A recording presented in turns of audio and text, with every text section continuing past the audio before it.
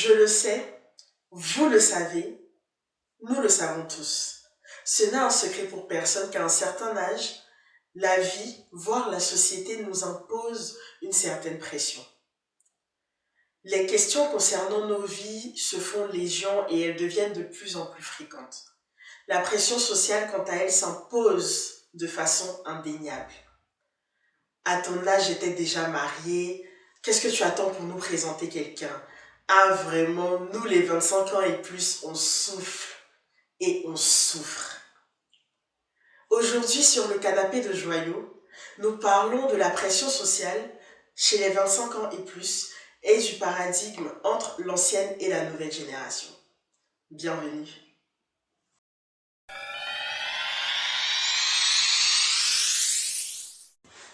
Hello la famille, j'espère que vous allez bien. Bienvenue dans ce nouvel épisode du canapé de Joyau. Je suis heureuse de vous retrouver. Aujourd'hui, je suis avec Bintou, donc moi je m'appelle Bintou Diarra, Okay. J'ai 24 ans et c'est un plaisir de pouvoir échanger sur ce sujet avec toi. C'est un plaisir aussi de t'avoir sur le canapé, invité d'honneur, ça fait plaisir et tout. Donc aujourd'hui, comme vous avez pu l'entendre dans l'introduction, on va parler de pression sociale, on va parler du changement de mentalité entre guillemets entre l'ancienne et la nouvelle génération. Par ancienne génération, on entend surtout nos parents. Oui. Oui. Et nouvelle génération, bah c'est nous, hein. Voilà. C'est nous qui sommes à la mode, à la page. À la fleur de l'âge. C'est ça, exactement. Du coup, toi, comment tu estimes, comment est-ce que tu comprends cette pression sociale-là qui agit sur nous, nous autres, les plus de 25 ans, les 25 ans et plus, etc. Je pense que la pression sociale, elle est exacerbée du fait qu'il y ait vraiment un changement de mentalité. C'est-à-dire qu'on n'est plus vraiment sur la même longueur d'onde. Ce qui fait qu'on perçoit la chose comme une pression sociale. C'est plus une ligne directive ou des conseils bienveillants, entre guillemets, Oui. mais le ressenti qu'on a après, faut voir comment est-ce que tu prends la chose, mais le ressenti qu'on a, majoritairement, c'est une pression. Ok. Dans le sens où Donc, on n'a peut-être plus les mêmes attentes de la vie. Ok, d'accord. Donc selon toi, c'est vraiment parce que, par exemple, quand nos parents nous disent que... Parce qu'ils sont vraiment axés sur le mariage. Moi, vraiment, depuis que j'ai eu 25 ans, je me rends compte... Ils ne savaient pas que maman voulait que je me marie à ce point. Mais là, c'est grave, en fait. Tu as tout le temps ces petites remarques-là, en gros, tu te maries quand, tu nous présentes quelqu'un quand et tout. Et selon toi, ça, c'est pas vraiment une pression qu'on nous met, mais c'est plus des conseils qu'on nous donne, c'est plus un appui qu'ils veulent apporter, c'est ça? Je pense que pour eux, c'est vraiment essayer de guider au maximum la personne vers son épanouissement, tu vois. Parce que le mariage, enfin même maintenant, même si on a une vision différente quand même de la vie, c'est quand même synonyme d'un engagement, d'un bonheur en fait, de construire quelque chose. Donc en fait, je pense qu'ils essaient surtout de nous indiquer la bonne voie, de nous aider en fait à être heureux de manière générale, on va dire comme ça. Mais parce que en gros, là aujourd'hui, le fait de se marier, moi j'ai l'impression que pour ma génération, c'est vraiment le saut genre dans le vide, genre ils sont en haut d'une montagne et puis on leur dit de sauter, ils savent pas ce qui les attend en bas, tu vois. Et en gros, pourquoi est-ce que selon toi, entre l'époque de nos parents où peut-être il n'y avait pas cette façon de voir les choses par rapport au mariage, où le mariage peut-être c'était beaucoup plus accessible entre guillemets, et aujourd'hui, pourquoi est-ce que selon toi il y a ce déphasage là en fait, il y a ce changement de mentalité par rapport à ça? Après, je pense que chaque époque associe ou à certaines insécurités en fait. Parce que nous, c'est en fonction de ce qu'on voit aussi. Hein. Oui. Je pense qu'il y a quand même pas mal de témoignages, on va dire même... qui nous encouragent pas trop. Qui n'encouragent pas trop à citer le bas. Déjà, ce que tu vois avec les gens qui ont à peu près ton âge. Et puis aussi, apprendre des erreurs du passé parce qu'il y a des gens qui ont suivi la même ligne directive que les parents, qui ont le même âge, mais qui ne sont pas forcément très satisfaits de ce qui s'est passé en fait. Parce qu'ils se sont juste laissés porter. C'est ça. Et ce n'était pas vraiment, ça ne correspondait pas vraiment à leurs attentes. Donc il y a plein de choses qui font que on se pose plus la question de savoir est-ce que vraiment je suis prête pour me marier dans un premier temps. Est-ce que je coche toutes les cases en voilà. Est-ce que moi personnellement déjà je coche les cases je coche les cases, pardon, en fonction de mes attentes. Et Oui, puis aussi, ça, surtout même si je suis avec objectifs quelqu'un, personnels. est-ce que cette personne-là est en mesure de m'apporter ce dont j'ai besoin? Donc c'est ça. Je pense que c'est surtout ça. Mais ça, tu vois, quand on tient ce genre de discours, parce que moi, par exemple, je disais à un moment que non, il faut que je finisse. Au début, mon argument, c'était il faut que je finisse mes études. Quand j'ai fini mes études, c'était il faut que je trouve mon CDI. Quand j'ai trouvé mon CDI, finalement, c'était mais est-ce que je suis bien prête? Tu vois, donc j'ai l'impression qu'à chaque fois, on trouve des excuses. Et en gros, moi, ma maman, elle m'a dit, faut te marier, le reste, on va voir. Tu vois. Donc, je me dis peut-être qu'on a, finalement, on n'a pas du tout la même façon de voir les choses que. Mais est-ce que tu sais, moi, je pense quelque part que c'est lié aussi, comme tu as dit, à nos réalités, parce que aujourd'hui, il y a l'inflation, il y a beaucoup de choses en fait qui rentrent en ligne de compte parce que quand on se marie, après il y a les enfants qui viennent, il y a tout ça. Donc peut-être que eux ils considèrent, en fait c'est même pas peut-être, eux ils considèrent que les trucs que nous on veut pas, genre on veut pas se marier à cause de ces choses-là. C'est pas des raisons valables. Genre c'est futile. Toi tu en penses quoi? Je pense que c'est une question d'ouverture sur le monde en fait. Sincèrement. Parce que c'est même pas une question d'âge. Tu peux avoir rencontré quelqu'un qui a le même âge que toi, mais qui n'a pas les mêmes attentes. C'est ça. Ou qui n'a pas... En fait, quand tu grandis avec une certaine vision, c'est facile pour toi d'adhérer à quelque chose ou, au contraire, difficile pour toi d'y adhérer, en fait. C'est une question d'ouverture sur le monde. Peut-être que eux, à l'époque, ils n'attendaient pas grand-chose, entre guillemets, je vais vraiment les guillemets, du mariage même, tu vois. Pour eux, on se marie, on va être ensemble, on va faire des enfants. Mais maintenant, peut-être que nous, on a des attentes différentes.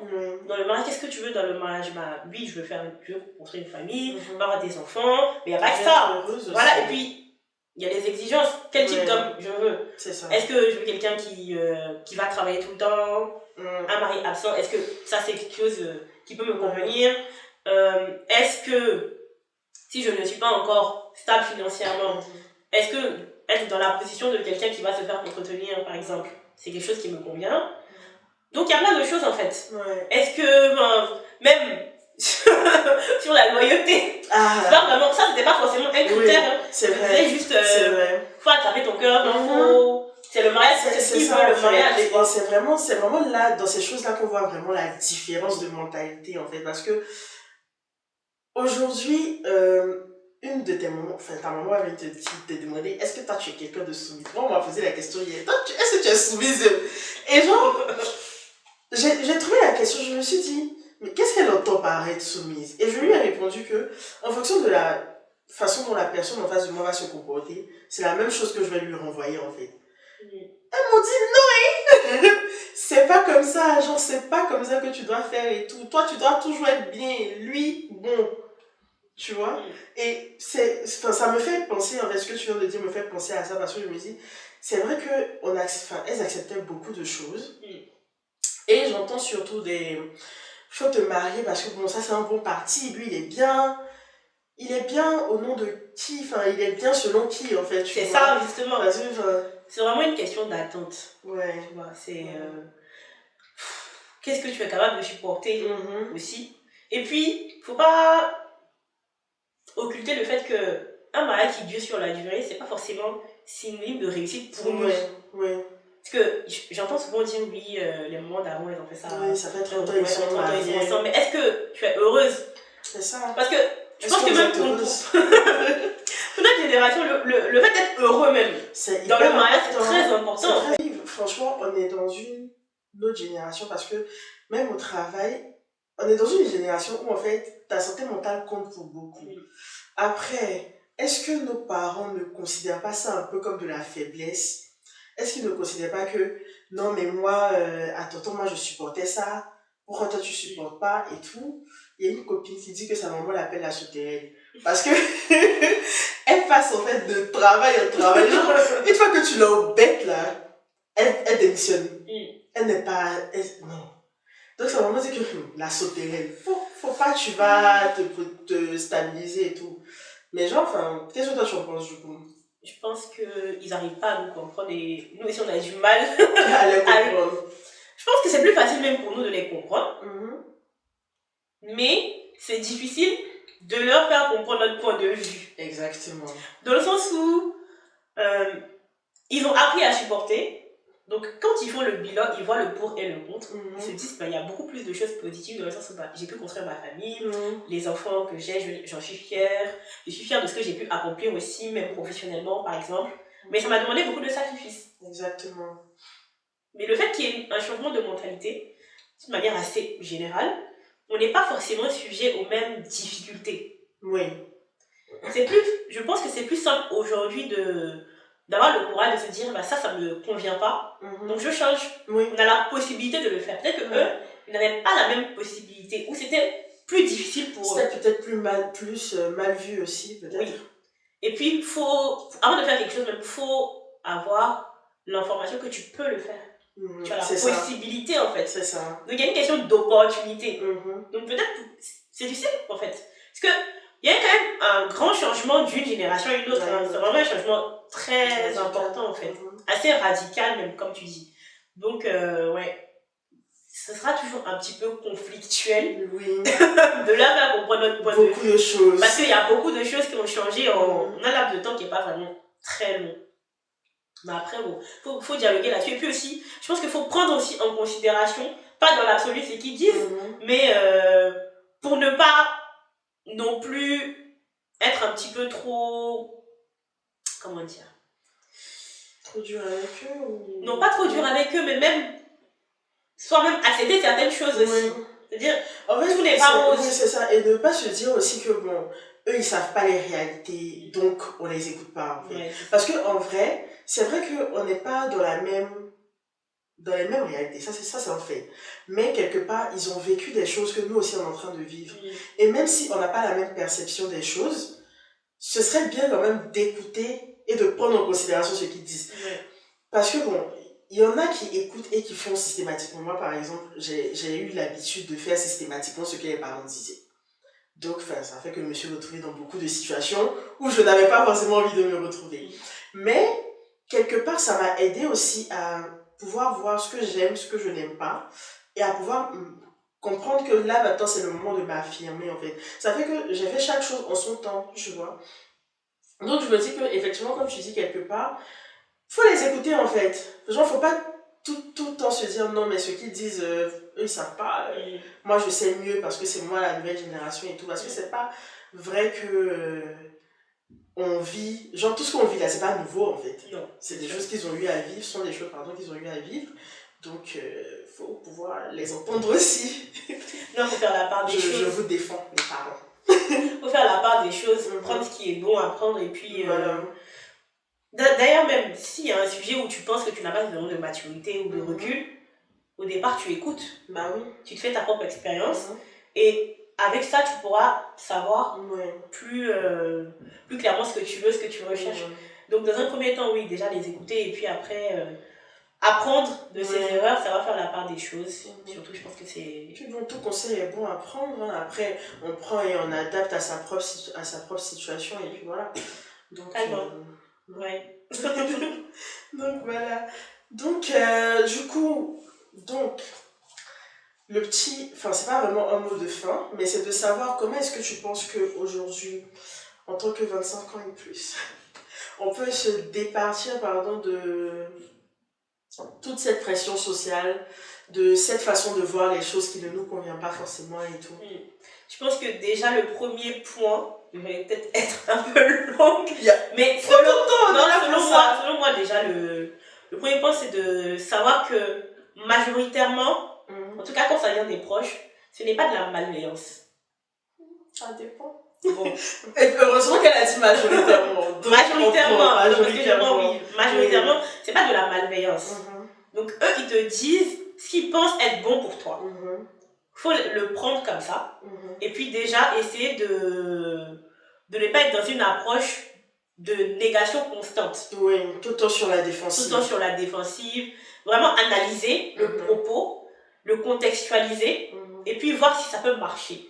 S'il faut ajouter, si c'est quelque chose à exclure totalement, c'est quelque chose qui mérite d'être amélioré, ou c'est quelque chose qui est bon à prendre comme tel. Et puis, ne pas se laisser influencer par l'entourage, par des gens qui ont le même âge que toi, mais qui suivent une directive totalement différente. Vraiment se focus sur ses attentes. Déjà définir même ses attentes. Se focus là-dessus. Apprendre à mieux se connaître. Parce que c'est en se connaissant davantage qu'on saura ce dont on a besoin. Effectivement.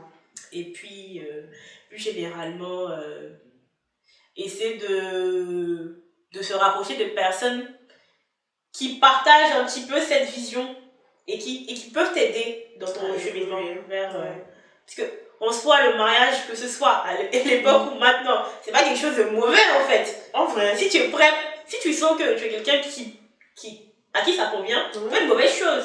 Faut juste pas se glisser là-dedans comme ça sans tête baissée, sans rien, ou à l'inverse se baser sur des choses mais qui sont pas vraiment tangibles pour refuser de se marier.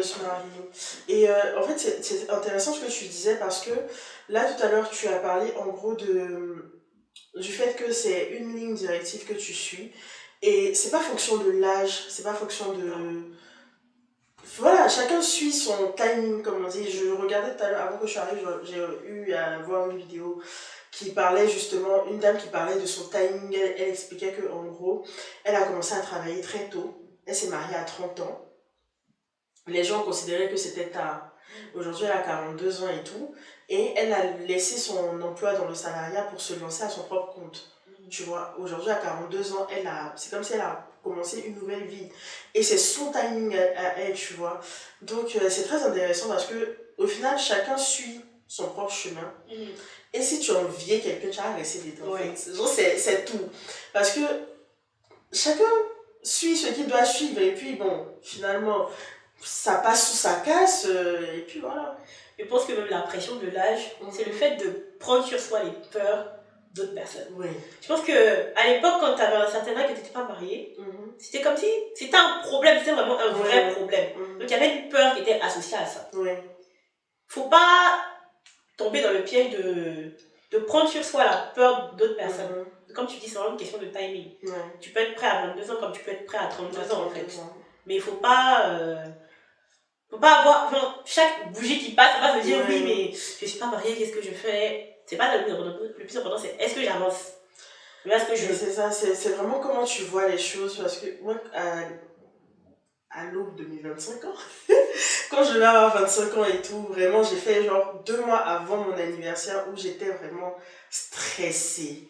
Genre, je m'assois et j'analyse ma vie et je me dis, c'est pas ce que j'avais prévu, hein. Genre, c'est vraiment pas ce que j'avais prévu.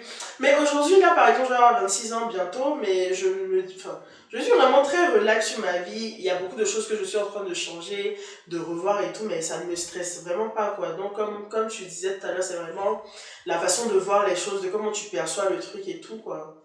Ouais, c'est de se dire, est-ce que j'évolue, en fait? C'est ça. En fait, quand tu fais le bilan de ta vie à un certain âge, 25 ans, c'est un peu capital, tu vois. Je me dis, mais qu'est-ce que j'ai appris? 25 ans, quoi. Pour dire quart de siècle. Tant que tu vois siècle même, tu te dis, je suis déjà arrivé là comme ça. Forcément, tu te demandes ce que tu as pu accomplir. Et puis, en fonction de ça, tu te dis, bah, il me reste ça, il me reste ça, il me reste ça. Voilà, c'est vraiment... Tu avances sereinement, quoi. Au final, il n'y a pas de pression à se mettre. Hein. La vie, on la vit, et puis c'est tout. Enfin... Même, c'est contre-productif. Justement. Se mettre la pression sur les choses, c'est vraiment parce que finalement, tu n'arrives à rien faire. Et puis, si tu dois tout le temps te comparer à Aya, à Georges, finalement... Et puis, tu n'es même pas dans leur quotidien, en fait. Oui.